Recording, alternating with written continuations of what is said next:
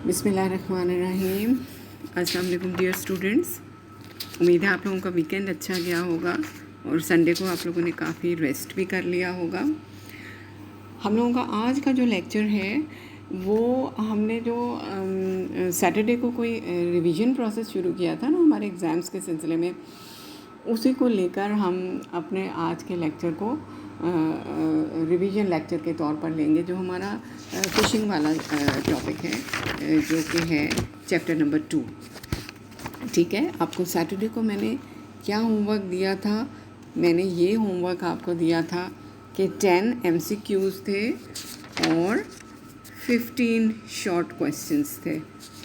ठीक है, तो आज हम क्या करेंगे कि जो हमारे रिमेनिंग शॉर्ट क्वेश्चंस और रिमेनिंग MCQs हैं उनको हम लेकर चलेंगे और उन्हीं को ही आगे हमने पूरा करना है। अच्छा देखें, मेरे पास जो शॉर्ट क्वेश्चंस हैं ना वो दिए हुए हैं 21।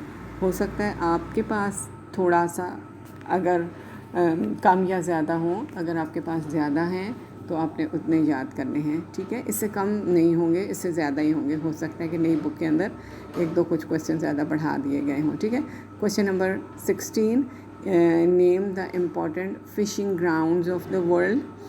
नंबर 17 के in the southern hemisphere name 2 important fishing grounds.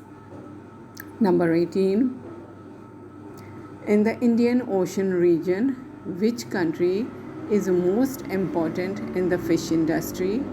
Number 19, name the major groups of the fishing. Number 20, name the methods of fishing. Number 21, define the island and the marine fishing. और आपको बताऊं कि ये chapter बहुत ज़्यादा important है, इसमें से ज़रूर एक क्वेश्चन आता है, इसलिए मैं इसके ऊपर ज़्यादा आपको कंसंट्रेट करवा रही हूँ। ये आपने बाकी आपके जो 6 क्वेश्चंस रहते हैं ये याद करने हैं। उसके बाद आ जाए अगर आप अपने MCQs के अंदर, तो 10 MCQs आप लोगों ने कर लिए थे। 11 से ऑनवर्ड शुरू करेंगे और मेरे पास 20 हैं ये। ठीक है, ये देखें 20 हैं शॉर्ट क्वेश्चंस जो कि मेरे पास दिए गए हैं। ठीक है, हो सकता है आपकी बुक में 22 भी हो सकते हैं, तो आपने उतने ही प्रिपेयर करने हैं। MCQs को प्रिपेयर करने का तरीक़ाकार भी यही है, मैंने उस दिन बता दिया था क्या तरीक़ाकार है, कि आपने इसको भी क्वेश्चन आंसर्स की सूरत में ही प्रिपेयर करना है। कि number 11, fish live in deep sea water is called. तो जो भी ट्रू ऑप्शन है, लाइक ऑप्शन ए है, तो आपने इसके जवाब में सिर्फ ऑप्शन ए ही याद करनी है। ठीक है, और इसी तरह से जो हमारा क्वेश्चन नंबर 12 है कि how much deep water fish is required for the best growth of fish. Number 13 है कि in per capita fish consumption in the world, who rank first, which country rank first? And the number 14, world's bulk of the fish. bulk का क्या मतलब होता है? थोक में, ज़्यादा मिकदार में। bulk of fish is caught in the continent of, यानी किस कॉन्टिनेंट में? Number 15, huge amount of fish is caught in. Number 16, in the continent of the South America, which country ranks first in the fish catching? And number 16, which country meet her meet requirement from the fish? requirement होती है ज़रूरियात। What is the main occupation of the people living in the coastal areas? And इसी तरह से हमारे पास है number 19 के which type of water cost fish is found in large quantity. And number 20, which type of vitamin is obtained from the fish. ये तो आपका हो गया सब्जेक्टिव काम, जो आज के लेक्चर के मुताबिक हम लोगों ने करना है। उसके अलावा आप लोगों ने एक सब्जेक्टिव क्वेश्चन भी करना है। सब्जेक्टिव क्वेश्चन क्या है कि अगर आप अपनी फ़िशिंग वाला चैप्टर खोलेंगे तो उसमें इंट्रोडक्शन टू फ़िशिंग, ये लेक्चर मैं आपको पहले दे चुकी हूँ। अगर आप चाहें तो इसको आप दोबारा से रिवाइज़ भी कर सकते हैं।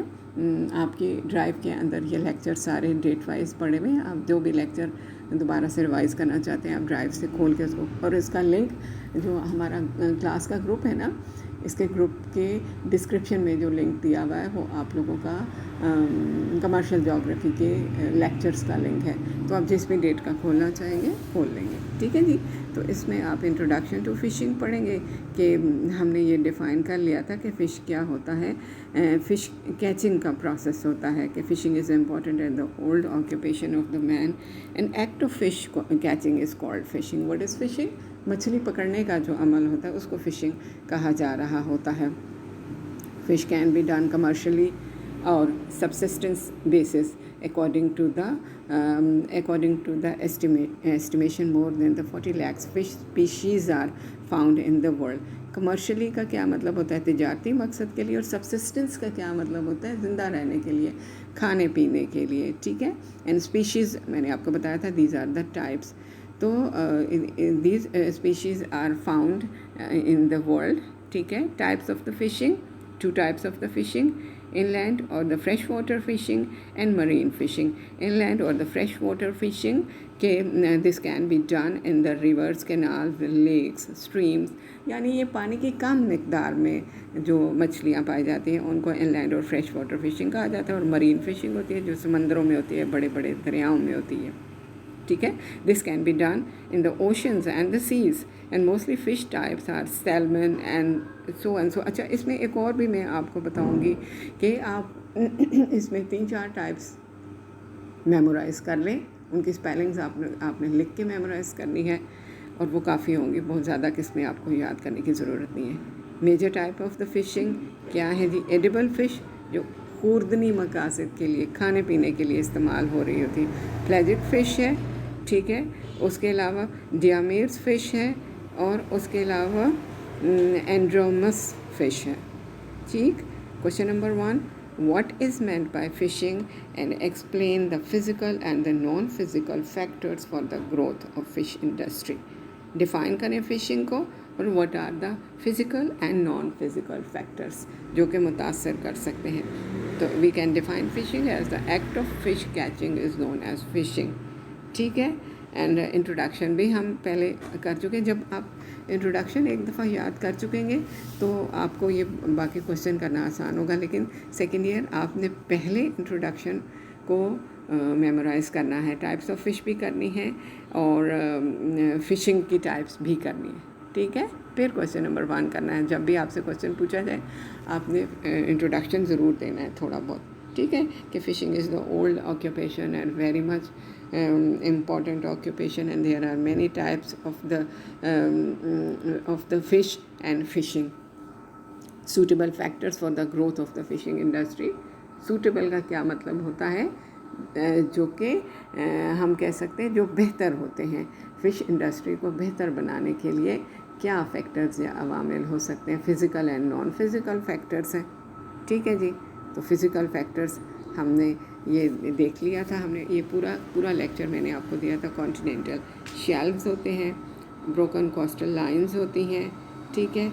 उसके अलावा टर्बुलेंट सी वाटर होता है और उसके अलावा ओशन करंट्स होते हैं और उसके अलावा प्लैंटन होते हैं, क्लाइमेट होता है, फॉरेस्ट होते हैं, डेप्थ ऑफ वाटर होता है। ठीक है। तो हमने आज का इतना ही आपका काम है कि आपने सिर्फ फिज़िकल फैक्टर्स और इंट्रोडक्शन याद करना है। ठीक है। तो बस आज का लेक्चर इतना ही है। मज़ीद हम कल इसी चैप्टर को रिवाइज़ करेंगे और फिर नेक्स्ट चैप्टर हम स्टार्ट करेंगे।